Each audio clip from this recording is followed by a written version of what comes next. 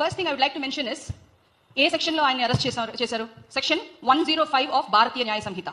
Section 105. I have to read out this. Section 105 actually states, ఏం చెప్తుంది section అంటే, culpable homicide not amounting to murder if act by which the death is caused is done with intention of causing death. ఈ section ఎట్లా applicable అవుతుందండి? Section 105 cannot be applicable because he definitely did not have any intention.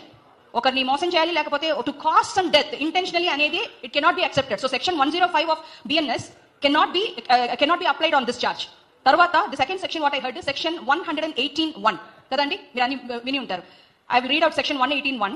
It is invoked when a person voluntarily causes hurt to someone using dangerous tools or methods. ఇక్కడ ఏం తప్పు చేశారు అర్జున్ గారు అనేది is my first question.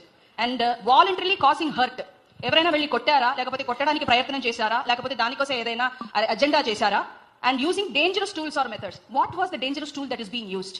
ఒక ఆవిడ అక్కడ చనిపోవడం అనేది ఇట్ ఇస్ 100% an accident.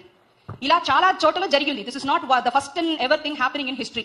ఎక్కువ జనాలు ఉండే ఒక చోట ఒక గుడిలో ఒక కుంభమేళా కానీ ఏదో ఒక ఇంపార్టెంట్ జాతర కానీ జరిగేటప్పుడు కూడా ఇలాంటి విషయాలు సంభవిస్తున్నాయి. అది మన అందరికీ తెలుసు.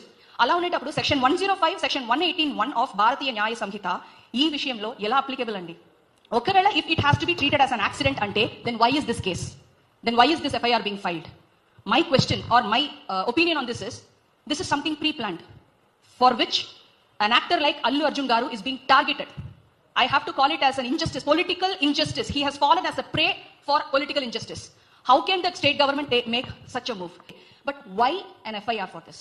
Why he has to be arrested as if ఏదో పెద్ద క్రైమ్ చేసినట్టుగా ఆయన బెడ్రూమ్ కి వెళ్ళి ఒక క్రిమినల్ పర్సన్ లాగా ఆయన్ని అరెస్ట్ చేయడానికి ఏం అవసరం ఇక్కడ? He is not a person who is trying to escape from the society. Anybody can spot out Allu Arjun Garu. He does not have to disguise himself and go anywhere. So అలా ఉన్నప్పుడు this is definitely a conspiracy is being involved. Okay, మీరు అడగొచ్చు, ఇది మీరు ఎందుకు వచ్చి అడుగుతున్నారు? మీరు సింగర్ కదా, మీరు ఎందుకు వచ్చి అడుగుతున్నారు? సార్ ఇది రేపు నాకు కూడా జరగొచ్చు.